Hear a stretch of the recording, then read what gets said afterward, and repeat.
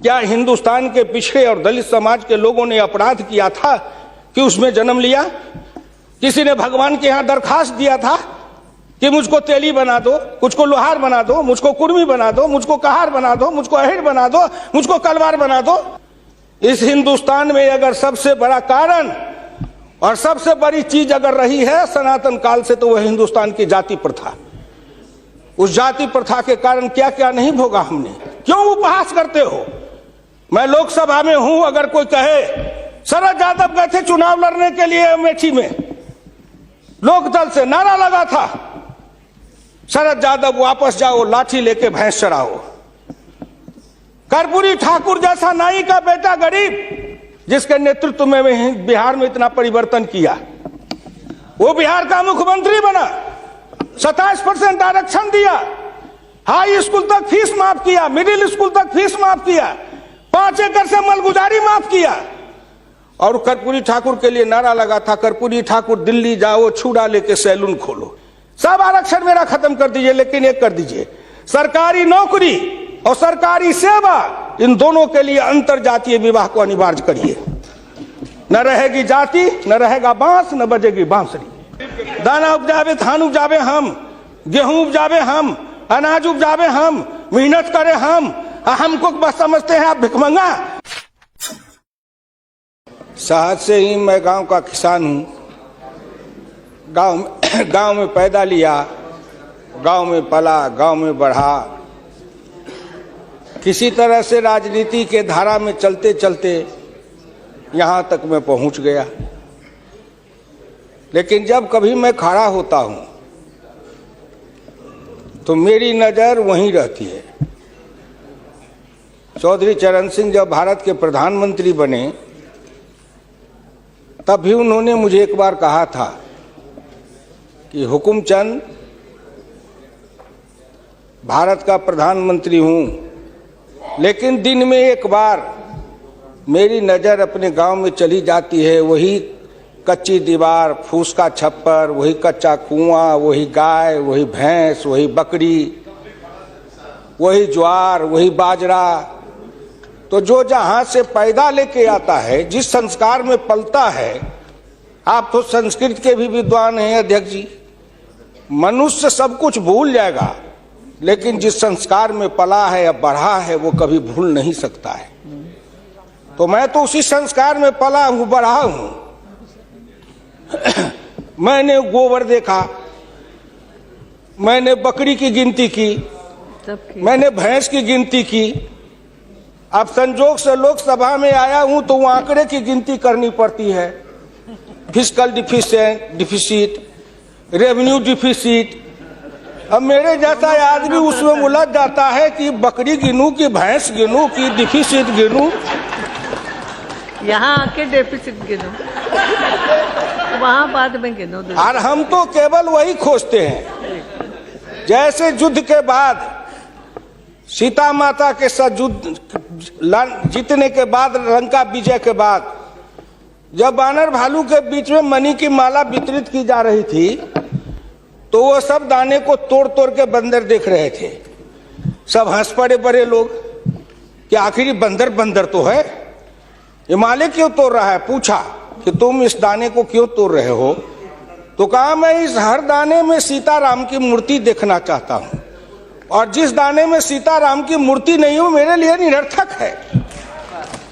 तो मैं तो बजट के हर पन्ना को पढ़ता हूं तो देखता हूं इसमें किसान कहाँ है, इसमें मजदूर कहाँ है, इसमें गांव कहाँ है, इसमें हमारे गाय भैंस के चारा दाना का कुछ है कि नहीं है, इसमें मेरे गांव की जो गरीब औरतें हैं जो खेत में काम करती हैं, पसीना बहाती हैं, मिट्टी पानी में सड़ती हैं, उनके शरीर से बदबू निकलता है। जीवन में कभी एक बार भी उनको लक्स और कौन रेक्सोना साबुन, कौन ये लिपस्टिक पाउडर, ये छूने का देखने का अवसर नहीं मिलता है। क्या उसकी दुनिया को इन्होंने देखा था? मैं उन्हीं से पूछना चाहता हूं। अब तो बड़ी बड़ी बात करते हो, आगे दिन पीछे गए, गुरु से किया न है तब पछतावा होत क्या, चिड़िया चुग गई खेत। जिस समय वो गांव को देखना था, किसान को देखना था, मजदूर को देखना था, गरीब को देखना था, पिछड़ा को देखना था, दलित को देखना था, गांव की सड़कों को देखना था, गलियों को देखना था, कुआं को देखना था, आपने देखा क्या? आप तो देखते रहे कहीं। ये दो हिंदुस्तान, एक हिंदुस्तान में दो हिंदुस्तान आपने बनाया। एक है भारत, एक है India, that is called Hindustan. आपने बनाया ना। मैं आज भी कहता हूं, अगर मेरे गांव के किसी को उठावे, आंख में पट्टी बांध दे, हिंदुस्तान के कहीं भी, उड़ीसा हो, बंगाल हो, कहीं हो, किसान को लावे, गांव में आंख पर पट्टी बांध दे और एक बार इंडिया गेट पर उसकी आंख को खोल दे, उसको लगेगा कि हम स्वर्ग में चले आए, कि बैकुंठ में चले आए, कि इंद्रपुरी चले आए। इतना का अंतर है। मैं 1977 में एमएलए बन के आया, इंडिया गेट के किनारे पैदल टहल रहा था, एक बड़ी गाड़ी में एक बड़ा कुत्ता जा रहा था, वो अपने मुंह को निकाल के जी लपलपाते जा रहा था। मैं गांव का आदमी खड़ा होकर सोचने लगा, कुत्ता जरूर कुछ कह रहा है। मैं एमपी था, कभी दिल्ली देखा नहीं था, मेरे अंदर से आवाज आई कि कुत्ता कह रहा है, क्या है तू गांव का किसान, गरीब, मजदूर, पिछड़ा, दलित, तू क्या जन्म लेके करने आया है? तुझसे मैं सौभाग्यशाली हूं। देख, मैं ठंड गर्म गाड़ी में बैठा हूं, केक खाता हूं, ऑमलेट कटलेट खाता हूं, गद्दे पर सोता हूं। तुमने देखा हिंदुस्तान? तुमसे अच्छा मैं हूं। उस दिन मुझे लगा कि इस हिंदुस्तान के बड़े लोगों के कुत्ते भी मुझसे अच्छी जिंदगी जी के रहे हैं, और मुझे उस जिंदगी से भी बदतर जिंदगी जिलाने वाले कोई नहीं है, आप हैं। राज किया है आपने। मैं आंदोलन किया, जेल में गया, जेल में सर आया। आज भी पूर्वा हवा चलती है तो आपके पुलिस की लाठी से जो हड्डी में चोट है वो कहीं ना कहीं दर्द करने लगता है। तब मुझे ऐसा एहसास होता है कि जिस राज में मुझे इतना कष्ट मिला था, अगर मेरा बस चले तो उस राज को सदा सर्वदा के लिए हिंदुस्तान से उखाड़ के गया जी में जाके पिंडदान कर दूं, जो फिर निकलने न पाए। क्या बात करते हैं साहब? आपसे मैं आंकड़े में नहीं जाऊंगा। आप योजना आयोग की बात कर रहे थे, मैं अपने गुरु डॉक्टर लोहिया की बात को आपके सामने मैं दिखाना चाहूंगा। मैं नहीं बोलता, मुझे तो उन्होंने दृष्टि दी थी। इसी लोकसभा में 6 सितंबर 1963 को एक बहस हुई थी, ख्याल रखिएगा, जिस बहस ने पंडित नेहरू को भी हिला दिया था। वो बहस थी 3 आना बनाम 15 आना का। लोहिया ने कहा था, मैंने 27 करोड़ हिंदुस्तान के लिए 3 आने रोज की आमदनी कही, प्रधानमंत्री ने 15 आने रोज की और योजना मंत्री ने 7.5 आने रोज की। अब प्रधानमंत्री और योजना मंत्री आपस में निपट लेंगे कि दोनों में कौन सही है। यही आंकड़े हैं योजना आयोग के। प्रधानमंत्री का 15 आना, योजना आयोग के मंत्री का है 7.5 आना। जिस योजना आयोग को यह भी नहीं पता 15 आना सही कि 7.5 आना सही, प्रधानमंत्री सही कि योजना मंत्री सही, उसी योजना आयोग को सर पर ढोते रहो। जो दर्शन करना चाहिए तो दर्पण माजत रहिए, दर्पण में लगा काई तो दर्श कहां से पाई? क्या बात करते हैं साहब? इस हिंदुस्तान में अगर किसी का, मैं प्रधानमंत्री जी बैठे हैं, मैं भुक्तभोगी हूं, जिस रोग से मैं पीड़ित हूं, कहीं ना कहीं उस रोग से आप भी पीड़ित हैं। बीरप्पा मोइली जी, आप भी पिछड़े वर्ग से हैं, मैं भी पिछड़े वर्ग से हूं। का दुख जाने दुखिया की, का दुख जाने दुखिया माए, जाके पैर न फटे बीमारी, सोका जाने पीड़ पड़ाई। आपके मल्लिका अर्जुन जी भी उसी दलित समाज से हैं। आपने सामाजिक पीड़ा को झेला नहीं है, भोगा नहीं है। इस हिंदुस्तान में अगर सबसे बड़ा कारण और सबसे बड़ी चीज अगर रही है सनातन काल से, तो वह हिंदुस्तान की जाति प्रथा। उस जाति प्रथा के कारण क्या क्या नहीं भोगा हमने, और क्या नहीं भोगते हैं। अभी अभी चुनाव हो रहा था, श्री नरेंद्र मोदी जी के लिए कोई कह रहा था, मेरे ऑफिस के आगे चाय की दुकान खुलवा देते हैं, फुटपाथ पर जाओ चाय की दुकान के लिए दुकान दे देते हैं, और कुछ कहने के लिए नहीं मिलता है लोगों को? नहीं मिलता है क्या? क्यों उपहास करते हो? मैं लोकसभा में हूं, अगर कोई कहे शरद यादव गए थे चुनाव लड़ने के लिए अमेठी में, लोकदल से नारा लगा था, शरद यादव वापस जाओ, लाठी लेके भैंस चराओ। कर्पूरी ठाकुर जैसा नाई का बेटा गरीब, जिसके नेतृत्व में बिहार में इतना परिवर्तन किया, वो बिहार का मुख्यमंत्री बना, 27% आरक्षण दिया, हाई स्कूल तक फीस माफ किया, मिडिल स्कूल तक फीस माफ किया, 5 एकड़ से मलगुजारी माफ किया। और कर्पूरी ठाकुर के लिए नारा लगा था, कर्पूरी ठाकुर दिल्ली जाओ, छुड़ा लेके सैलून खोलो। क्या क्या नहीं सहा हूं, क्या क्या नहीं देखा हूं, इसलिए दिल के अंदर वो दर्द और पीड़ा है।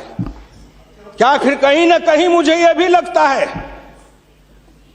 क्या हिंदुस्तान के पिछड़े और दलित समाज के लोगों ने अपराध किया था कि उसमें जन्म लिया?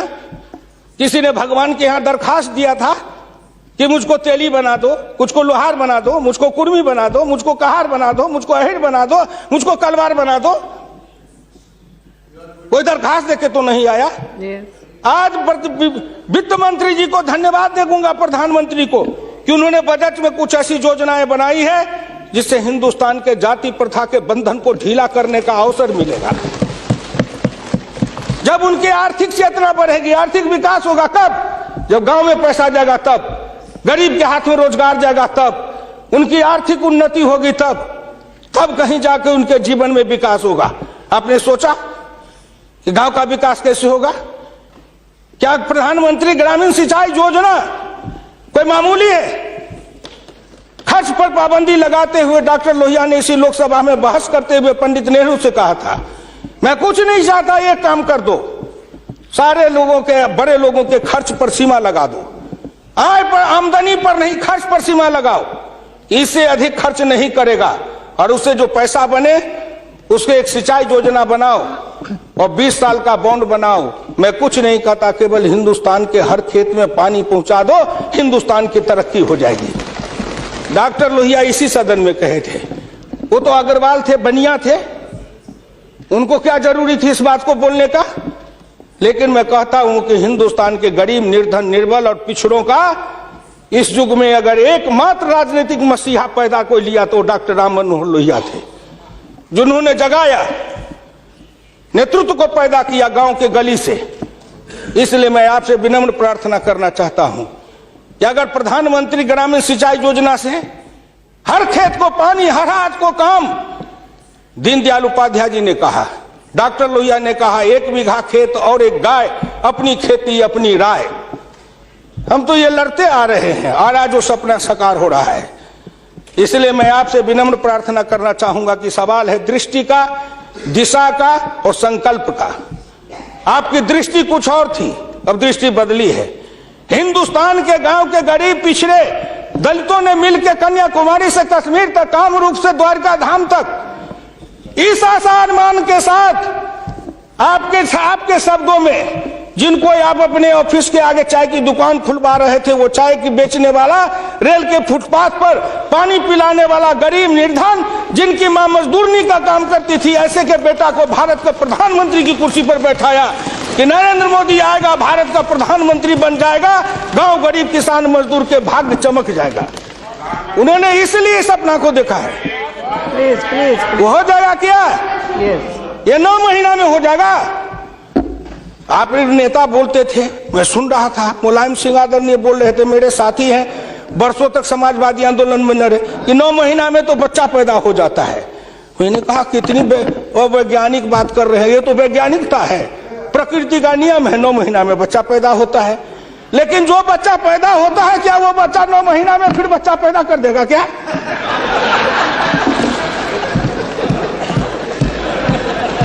कितनी आप वैज्ञानिक बात बोल रहे हो? इस सरकार का 9 महीना हुआ, 10 महीना हुआ, सरकार पैदा हुई, अब क्या सोचते हो? आप क्या सोचते हो? इसलिए आपसे मेरी विनम्र प्रार्थना है कि संभलो, अभी भी आप संभलिए, प्लीज अभी आप संभलिए। आप बजट को क्या समझते हो? आप अस्थिर रहिए। मैं वीरप्पा मोइली साहब नहीं हूं। वीरप्पा मोइली साहब आंकड़े बता रहे थे, मैं उन आंकड़ों का जवाब दे रहा हूं कि आपने इतने दिन ये आंकड़े अब हमको पढ़ा रहे हैं। आपने क्या आंकड़े पढ़े थे? आपने आंकड़े पढ़े? 1951 में किसान थे 71.9%, 211 आपका राज, घट के हो गए 45.10 पॉइंट, 26.08 पॉइंट किसान गायब हो गए। कहां गायब हो गए? कहीं नहीं गायब हुए। खेतिहर मजदूर थे 28.1 पॉइंट और वो घट करके हो गए 17.5, वो बढ़ गए 26.08। अध्यक्ष महोदय, जितना किसान गमा उतना खेतिहर मजदूर बनाया। ये आंकड़े नहीं है क्या? ये सच है कि नहीं? तो आप बजट बनाते रहो। बड़े बड़े अर्थशास्त्री आए, एक विद्वान आया अर्थशास्त्र के, कहां से? वो हार्वर्ड वाले। हमको कहा गए हार्वर्ड, हमने कहा इस देश को कर देगा हार्वर्ड, ये हार्वर्ड वाला हार्वर्ड करेगा। हिंदुस्तानी अर्थशास्त्री चाहिए अरुण जेटली के जैसे। और ये कहां गए? बोलिए। अगर ये चौधरी चरण सिंह हिंदुस्तान के जितने कृषि ग्रामीण अर्थशास्त्री हुए, जेसी कुमारप्पा से लेकर चौधरी चरण सिंह तक, सबने एक ही बात कहा, खेती पर से जो जो भार घटेगा त्यों तो गांव की उन्नति होगी, किसान खुशहाल होगा। खेती पर से भार को कम करो। आपने कम किया, लेकिन हमको बनाया क्या? ऑफिसर बनाते, नौकरी देते, उद्योग लगाते, हाथ में काम देते, साइकिल देते, मोटरसाइकिल पर चढ़वाते, तब न समझते।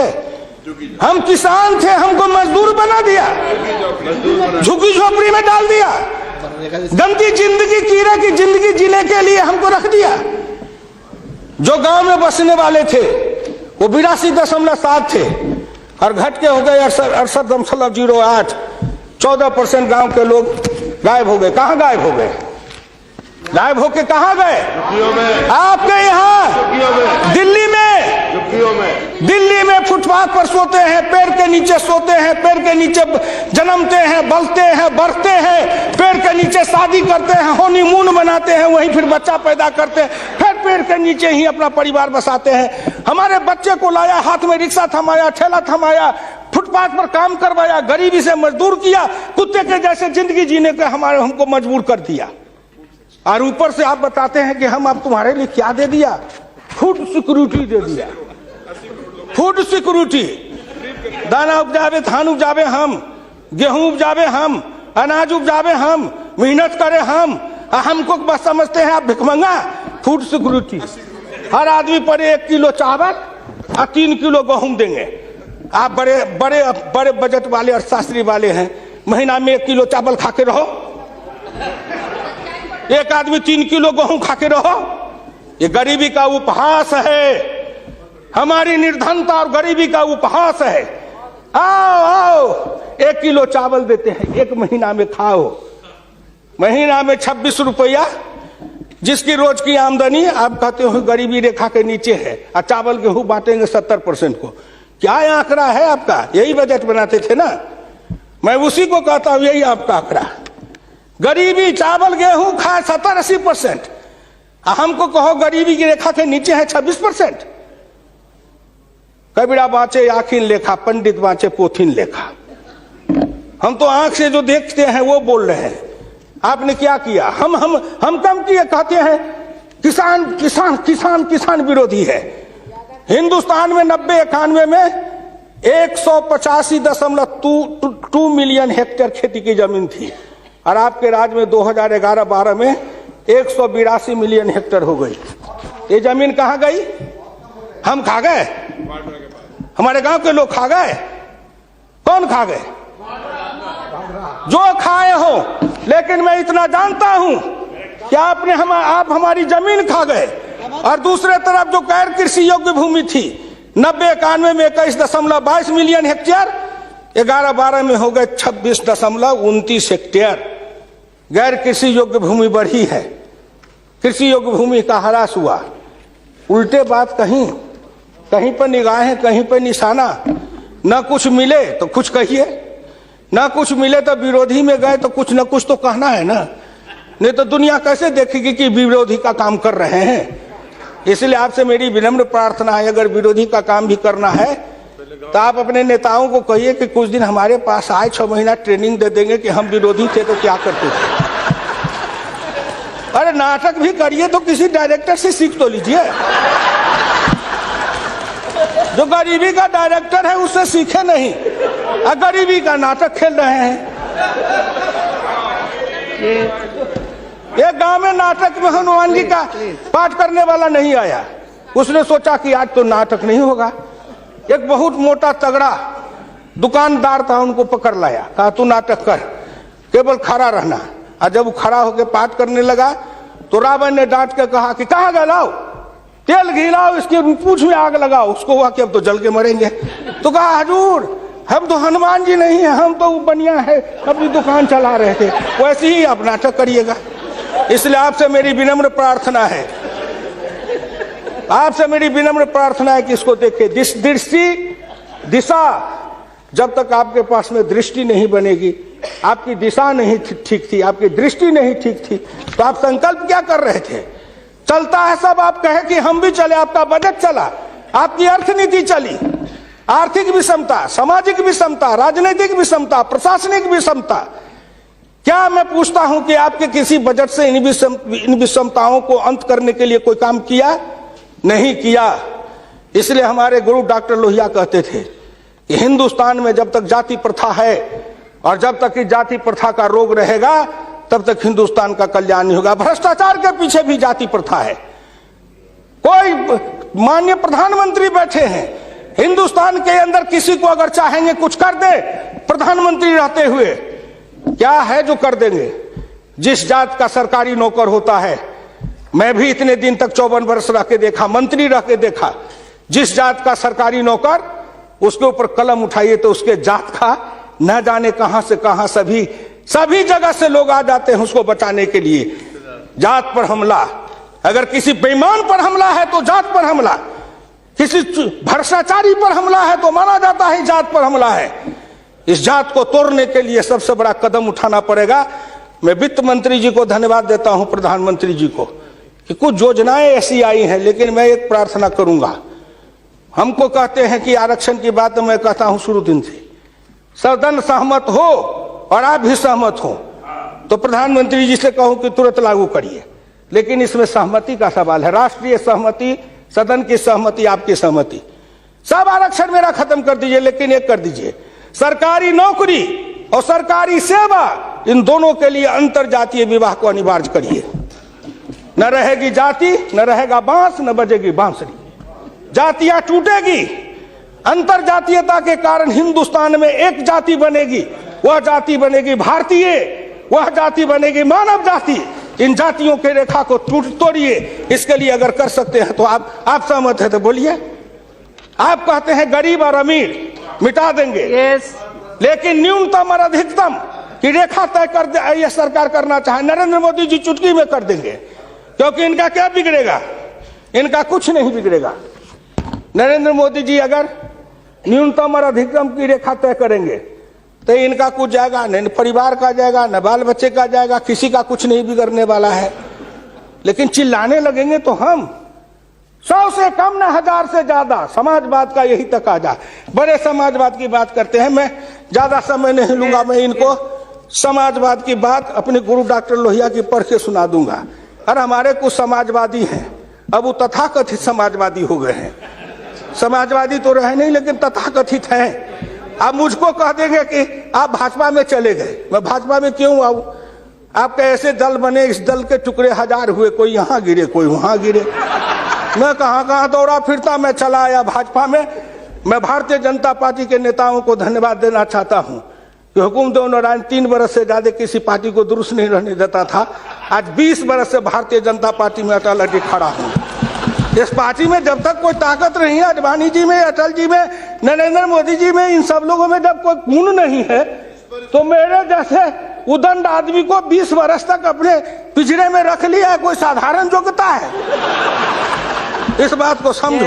मैं आखिरी में कहूंगा अध्यक्ष महोदय, समाजवाद हर किसी से सिद्धांत की तरह एक होता है थोक, एक होता है फुटकर, एक होता है सगुन, एक होता है निर्गुण, एक होता है सिद्धांत, एक होता है कार्यक्रम। समाजवाद से एक सीढ़ी नीचे उतरो, उस सीढ़ी का नाम है बराबरी। उस बराबरी से एक सीढ़ी नीचे उतरो। गौर करिएगा कौन कौन बराबरी, आर्थिक बराबरी, सामाजिक बराबरी, राजकीय बराबरी, धार्मिक बराबरी। उससे एक सीढ़ी और नीचे उतरो, तब उसके बाद आएगी समता, संपूर्ण समता, संभव समता। तब एक सीढ़ी और नीचे उतरो, तब अधिकतम और न्यूनतम की सीमा लगाओ। यह धार्मिक बराबरी की भी बातें भी की गई है। अगर हम धार्मिक बराबरी पर जी समाप्त करेंगे, अगर धार्मिक बराबरी पर मुझे कहा जाए तो मैं कहने लगूं तो कितनी अपनी पीड़ा सुना दूंगा कि धार्मिक बराबरी इस देश में कैसी है। उसके संबंध में मैं ज्यादा समय नहीं लेकर के अच्छा केवल आपके सामने मैं सुना देना चाहूंगा। समन्वय दो तरह का होता है, एक दास का समन्वय, एक स्वामी का समन्वय। मैं नहीं कहता, महान समाजवादी अर्थशास्त्री डॉक्टर लोहिया ने इसी सदन में 26 मार्च 66 को कहा था। गौर से शब्दों को सुनिए। समन्वय दो तरह का होता है, एक दास का समन्वय, एक स्वामी का समन्वय। पिछले 1000 बरस के इतिहास से हिंदुस्तान ने स्वामी का समन्वय नहीं सीखा, वह एक दास का समन्वय रहा है। मैं तो श्री नरेंद्र मोदी जी सरकार से कहूंगा कि 1000 साल से भारत दास भाव से सांस्कृतिक समन्वय में रहा है। अगर वो स्वामी भाव का समन्वय में भारत आना चाहता है तो क्या अपराध है। इसलिए उन्होंने कहा इस संबंध में मैं खाली परदेशियों को ही दोष नहीं देता, उनके सबब से जितने भी इतिहासकार हैं वे सभी जहर में बिल्कुल घुल जाते हैं। आज भारत के 2 इतिहास के स्कूल हैं, एक डॉक्टर ताराचंद, एक डॉक्टर मजुमदार, एक और है जो दोनों के दोनों इसी समन्वय धारा के हैं, विविधता धारा के हैं।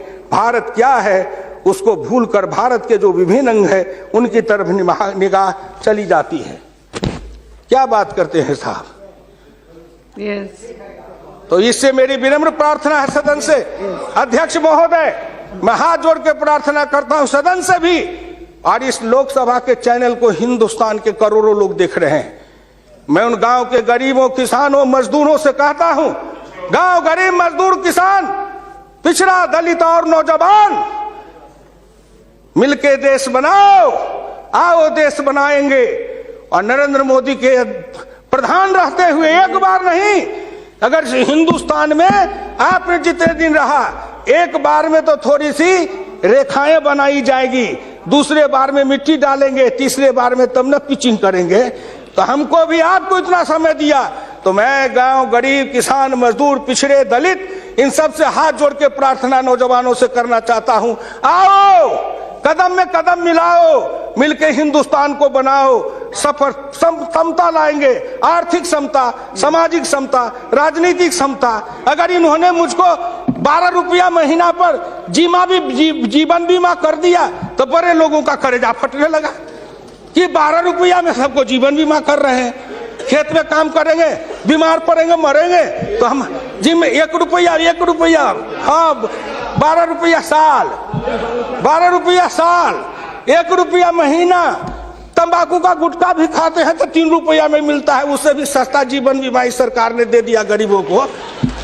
करेजा तो इसलिए फट रहा है, करेजा में दर्द इसलिए है, इन्होंने जो और योजनाएं चलाई, गाय के पशुपालन के लिए, गाय के उत्थान के लिए योजना, इत्यादि इत्यादि कई योजना है, क्या गिनाऊं। हरि अनंत हरि कथन अनंत। मुद्रा बैंक बनाए, उसमें छोटी इकाई वाले को कर्जा देंगे, छोटी इकाई, वो छोटी इकाई का जो गांव वाला कर्जा खाएगा उसको किसको देंगे ये। इसलिए आपसे मेरी विनम्र प्रार्थना है कि 1 सेकंड में, 1 मिनट में इस बात को कह के खत्म करूंगा। राष्ट्रीय नमूना सर्वे के मुताबिक देश में 5.70 करोड़ उद्यमी हैं, इनमें 11 लाख करोड़ रुपए की पूंजी लगी हुई है, इनसे 12 करोड़ लोगों को रोजगार मिल रहा है। लेकिन इस क्षेत्र के उद्यमियों को पूंजी में कर्ज का हिस्सा केवल 4% है, जबकि अनुमान के अनुसार बीते 22 वर्षों में बड़े उद्योग में 50 से 60 लाख करोड़ रुपए की पूंजी लगी हुई है, इनसे मात्र 22 लाख लोगों को रोजगार उपलब्ध है। ये छोटे उद्योग, फरहई को लोहार को, कुम्हार को, हजाम को, ये जो छोटे छोटे, ये जाति छूटेगी इससे। जाति आधारित हिंदुस्तान में पेशा है और पेशा के आधार पर जाति बनाया गया। अब इन रोजगार के जरिए उनके हाथ को काम देंगे, उन छोटे उद्यमियों को रोजगार देंगे। इनके कलेजा में दर्द हो रहा है कि नरेंद्र मोदी आया है, मुद्रा बैंक बनाएगा, गांव के गरीबों के हाथ में रोजगार जाएगा। ये गरीब बनेंगे पहलवान, गरीब बनेंगे विद्वान, गरीब बनेंगे बुद्धिमान, गरीब के हाथ में दम ताकत आएगी तो आपके आगे शर्म गच्छामी नहीं होंगे, न फूड सिक्योरिटी खाएंगे, न मनरेगा खाएंगे। हम अपने पसीना और पुरुषार्थ से, अपनी कमाई से इस देश को बनाएंगे। हम आपके भिखमंगा बन के जिए हैं, अब हम स्वाभिमान के साथ जिंदा रहना चाहते हैं। इसलिए मैं भारत के प्रधानमंत्री और वित्त मंत्री को धन्यवाद देता हूं। बहुत बहुत धन्यवाद।